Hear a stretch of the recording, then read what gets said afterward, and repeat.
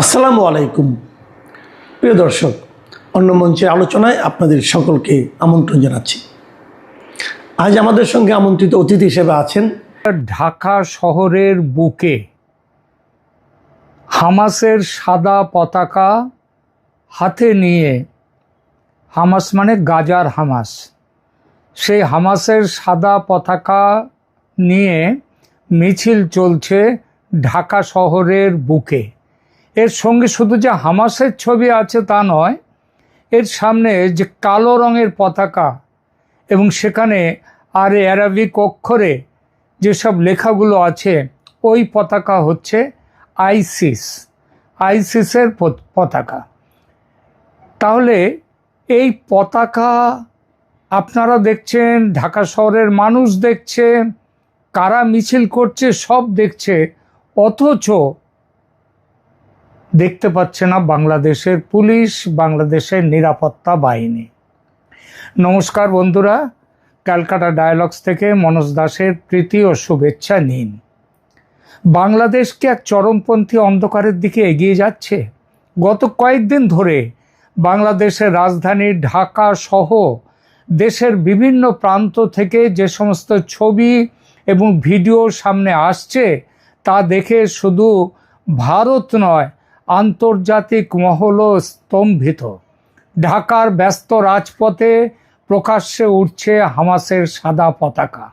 শুধু হামাস নয়, অনেক জায়গায় দেখা গেছে কুখ্যাত জঙ্গি সংগঠন আইসিস বা ইসলামিক স্টেটের কালো পতাকাও। সবচেয়ে আশ্চর্যের বিষয় কি জানেন? এই সমস্ত পতাকা নিয়ে হাজার হাজার মানুষ প্রকাশ্যে মিছিল করছে, স্লোগান দিচ্ছে, কিন্তু দেশের আইন শৃঙ্খলা রক্ষাকারী বাহিনী অর্থাৎ পুলিশ বলছে কারা পতাকা লাগাচ্ছে তারা নাকি কিছুই জানে না। একটি দেশের রাজধানীতে নিষিদ্ধ ও উগ্রপন্থী সংগঠনের পতাকা নিয়ে প্রকাশ্যে র্যালি হচ্ছে, আর প্রশাসন বলছে তারা অন্ধকারে। এটা কি প্রশাসনের ব্যর্থতা নাকি কোনো গভীর ষড়যন্ত্রের ইঙ্গিত?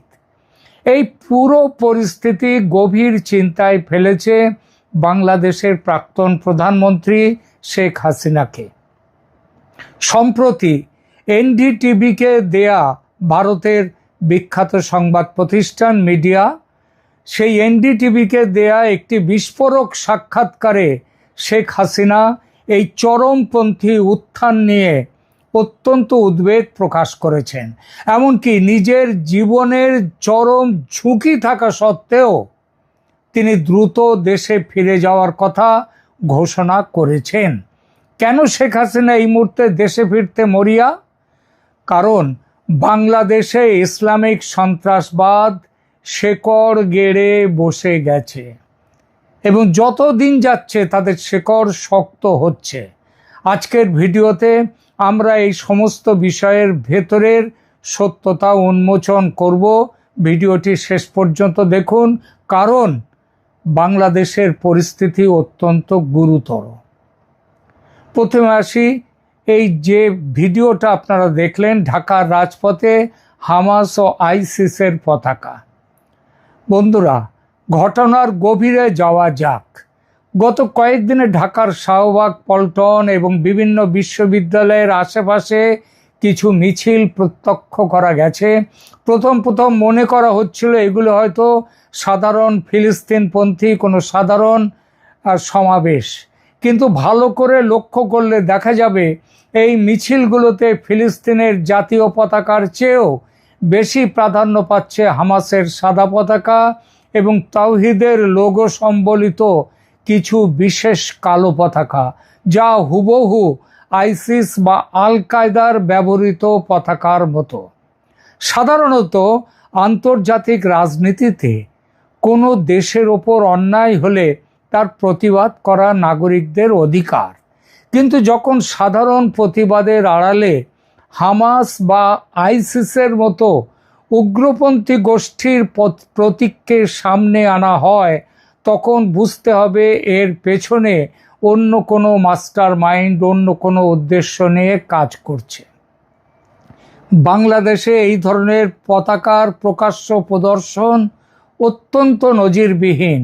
বিগত 1.5-2 দশকে বাংলাদেশে উগ্রপন্থী সংগঠনগুলোকে কঠোর হাতে দমন করে রেখেছিলেন শেখ হাসিনা।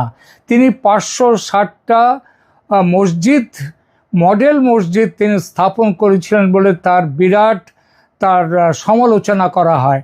কিন্তু মনে রাখতে হবে, মসজিদ মানে ধর্মনিরপেক্ষ মানে ধর্মহীনতা নয়। বাংলাদেশের বেশিরভাগ মানুষ তারা হচ্ছেন ইসলাম বা মুসলিম, সেই মানুষদের তাদের জন্য মসজিদ যদি তৈরি করাকে কখনোই বলা যায় না যে এটা শেখ হাসিনার যে সাম্প্রদায়িক মনোভাবের প্রতীক, এটা কখনোই বলা যায় না। বরং মসজিদ তিনি 560টা মসজিদ তিনি প্রতিষ্ঠা করেছিলেন সৌদি আরবের টাকায়, দেশের টাকায় নয়। কিন্তু সাথে সাথেই তিনি এটাও করেছিলেন, উগ্রপন্থী সংগঠনগুলোকে কঠোর হাতে দমন করে রেখেছিলেন। জেএমবি, আনসারুল্লাহ বাংলা টিমের মতো সংগঠনগুলোর এই নেটওয়ার্ক ভেঙে দেওয়া হয়েছিল। কিন্তু বর্তমান রাজনৈতিক শূন্যতার সুযোগ নিয়ে এই উগ্রবাদী শক্তিগুলো আবার গর্ত থেকে বেরিয়ে আসতে শুরু করেছে। এটা রাজনৈতিক শূন্যতা বলবো না, কারণ এখন তো বাংলাদেশে সেখানে নির্বাচিত সরকার আছে, সুতরাং রাজনৈতিক শূন্যতা বলাটা ভুল। বরং এই সরকার এবং তার আগে মোহাম্মদ ইউনূসের অন্তর্বর্তী সরকার, এদের প্রকাশ্য মদত পেয়ে আজকে এই সাম্প্রদায়িক শক্তিগুলো, সন্ত্রাসবাদী শক্তিগুলো তাদের গর্ত থেকে বেরিয়ে আসতে শুরু করেছে। তারা সাধারণ মানুষের ধর্মীয় আবেগকে হাতিয়ার করে নিজেদের এজেন্ডা বাস্তবায়ন করছে। আর এই পুরো বিষয়ের ওপর প্রশাসনের রহস্যময় নীরবতা, পুলিশ এবং আর্মি, এখনও তো আর্মি মাঠে আছে, তারা উঠে যায়নি, তারা কিন্তু নীরবতা পালন করছে। এবার আসি এই ঘটনার, এটাই হচ্ছে সবচেয়ে রহস্যময় এবং উদ্বেগজনক অধ্যায়। সেটা হলো এই ধরনের নিরাপত্তা সংস্থাগুলোর তারা একেবারে সম্পূর্ণ নিশ্চুপ, রহস্যময় এবং উদ্বেগজনকভাবে নিশ্চুপ। এই সমস্ত মিছিল কোনো গলির ভেতরে বা গোপনে হচ্ছে না। ঢাকার বুকে যেখানে শত শত সিসিটিভি ক্যামেরা রয়েছে, যেখানে সার্বক্ষণিক পুলিশি পাহারা আছে, যেখানে আর্মি রয়েছে মাঠে, সেখানে এই ঘটনা ঘটছে। অথচ সংবাদ মাধ্যম যখন পুলিশ প্রশাসনকে এই বিষয়ে প্রশ্ন করে, তখন তাদের উত্তর অদ্ভুত।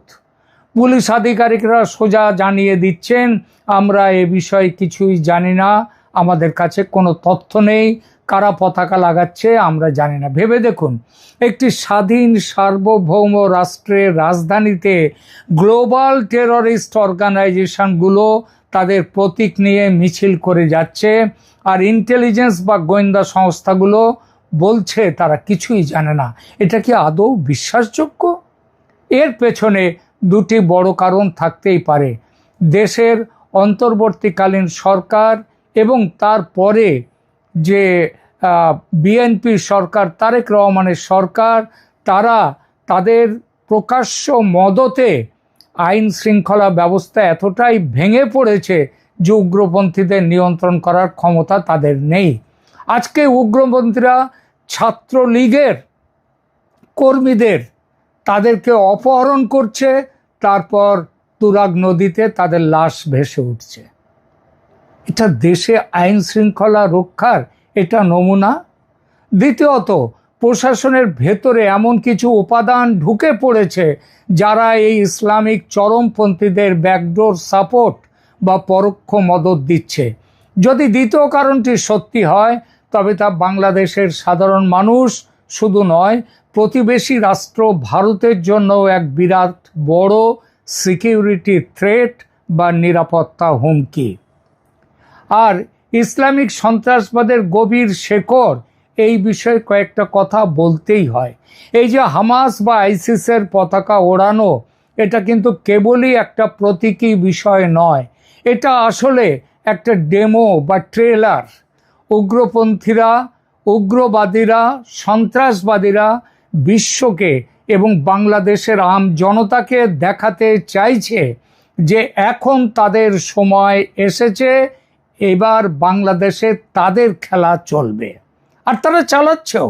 বিগত কয়েক মাসে বাংলাদেশের কারাগারগুলো থেকে বহু চিহ্নিত উগ্রপন্থী ও নিষিদ্ধ সংগঠনের নেতাদেরকে ছেড়ে দেওয়া হয়েছে জামিনে, বা তাদের বিরুদ্ধে কেস তুলে নেওয়া হয়েছে, মামলা তুলে নেওয়া হয়েছে। হিজবুত তাহরির বা আনসার আল ইসলামের মতো নিষিদ্ধ সংগঠনগুলো এখন প্রকাশ্যে পোস্টারিং করছে, সেমিনার করছে, হুমকি দিচ্ছে নানা রকম। পাকিস্তানের সাথে এই সরকার তারা প্রণয় ঘটিয়ে পাকিস্তান থেকে উগ্রপন্থা সন্ত্রাসবাদকে আমদানি করছে বাংলাদেশে। সোশ্যাল মিডিয়ায় তরুণ প্রজন্মকে টার্গেট করে উগ্রবাদী প্রোপাগান্ডা ছড়ানো হচ্ছে। যখন কোনো দেশে অর্থনৈতিক অস্থিরতা চলে, যখন বেকারত্ব বাড়ে এবং রাজনৈতিক স্থিতিশীলতা থাকে না, তখন উগ্রবাদী শক্তিগুলোর জন্য যুব সমাজকে মগজ ধোলাই বা ব্রেন ওয়াশ করা খুব সহজ হয়ে যায়। আজ যারা হামাসের পতাকা নিয়ে ঘুরছে, কাল যে তারা হাতে অস্ত্র তুলে নেবে না, তার গ্যারান্টি কে দেবে? এই শিকড়টা যদি একবার মাটির গভীরে চলে যায়, যেটা অনেকটা গভীরে ইতিমধ্যেই চলে গেছে, তবে বাংলাদেশ আর একটা আফগানিস্তান বা সিরিয়ায় পরিণত হতে বেশি সময় লাগবে না। আর এজন্যেই শেখ হাসিনার উদ্বেগ এবং এনডিটিভিকে বিস্ফোরক সাক্ষাৎকার তিনি দিয়েছেন। বাংলাদেশের এই ভয়াবহ রূপান্তর কিন্তু এড়ানো যায়নি দিল্লির বা বিশ্ব রাজনীতির নজর থেকে। বিশ্ব রাজনীতি, ভারত, তারা সবাই জেনে গেছে বাংলাদেশে এখন কি হচ্ছে। আর এই পুরো পরিস্থিতি সবচেয়ে বেশি ভাবিয়ে তুলেছে বাংলাদেশের প্রাক্তন প্রধানমন্ত্রী শেখ হাসিনাকে। আপনারা জানেন রাজনৈতিক পট পরিবর্তনের পর তিনি ভারতে আছেন। সম্প্রতি ভারতের বিখ্যাত নিউজ চ্যানেল এনডিটিভিকে তিনি একটি অত্যন্ত গুরুত্বপূর্ণ এবং বিস্ফোরক সাক্ষাৎকার দিয়েছেন। এই সাক্ষাৎকারে শেখ হাসিনা এই প্রথম স্পষ্ট ভাষায় বলেছেন যে তিনি বাংলাদেশে এই চরমপন্থী উগ্রপন্থী শক্তির উত্থান দেখে অত্যন্ত চিন্তিত ও মর্মাহত বাংলাদেশের ভবিষ্যৎ নিয়ে। তিনি বলেন যে দেশকে তিনি ২০ বছর ধরে রক্ত ঘাম দিয়ে একটি আধুনিক ধর্মনিরপেক্ষ অর্থনৈতিকভাবে সমৃদ্ধ রাষ্ট্র হিসেবে গড়ে তুলেছিলেন, আজ সেই দেশ মৌলবাদীদের চারণভূমিতে পরিণত হচ্ছে। সবচেয়ে বড় চমক ছিল সাক্ষাৎকারের শেষ অংশে। সেখানে শেখ হাসিনা অত্যন্ত দৃঢ়তার সাথে বলেছেন যে তিনি খুব দ্রুত বাংলাদেশে ফিরে যেতে চান এই বছরের মধ্যেই। এটা এই প্রথম বললেন। আগে তিনি বেশ কয়েকবার বলেছেন তিনি দেশে ফিরবেন, কিন্তু এই বছরের মধ্যেই তিনি ফিরবেন, এটাই প্রথম বললেন। এটা শুধু এনডিটিভির সাক্ষাৎকারে নয়, আমি ইতিপূর্বে বিভিন্ন এপিসোড করেছি, সেখানে বলেছি যে তিনি নেতাদেরকে ডেকে তাদেরকে স্পষ্টভাবে মিটিং করে বলেছেন তিনি দেশে ফিরবেন এই বছরের মধ্যেই, এবং আরও স্পষ্ট করে বলেছেন হয়তো অক্টোবর নভেম্বরের মধ্যেই তিনি ফিরে যাবেন। সাংবাদিক এনডিটিভির যখন তাকে মনে করিয়ে দেন যে বাংলাদেশে তার বিরুদ্ধে শত শত মামলা রয়েছে, তাকে হত্যা, নিহত, মৃত্যুদণ্ড দেওয়া হয়েছে, তার জীবনের চরম ঝুঁকি রয়েছে, এই অবস্থায় কি তিনি ফিরবেন? তখন শেখ হাসিনা বুক চিতিয়ে উত্তর দিয়েছেন, আমি আমার জীবনের পরোয়া করি না। তিনি বলেছেন আমার বাবা মা ভাইদের এই দেশের মাটিতেই হত্যা করা হয়েছে, আমি দেশের মানুষের জন্য এবং দেশকে এই চরমপন্থীদের হাত থেকে রক্ষা করতে নিজের জীবন উৎসর্গ করতেও প্রস্তুত। এতটা স্পষ্টভাবে এবং দৃঢ়তার সঙ্গে নির্দিষ্ট সময়সীমা জানিয়ে শেখ হাসিনা এই মন্তব্য এই প্রথম করলেন। শেখ হাসিনার এই মন্তব্য প্রমাণ করে যে বাংলাদেশের অভ্যন্তরীণ পরিস্থিতি কতটা সংবেদনশীল মোড়ে এসে দাঁড়িয়েছে। তিনি ভালো করেই জানেন তিনি যদি দ্রুত দেশে ফিরে রাজনৈতিক হাল না ধরেন তবে উগ্রপন্থীরা পুরো দেশের নিয়ন্ত্রণ নিয়ে নেবে।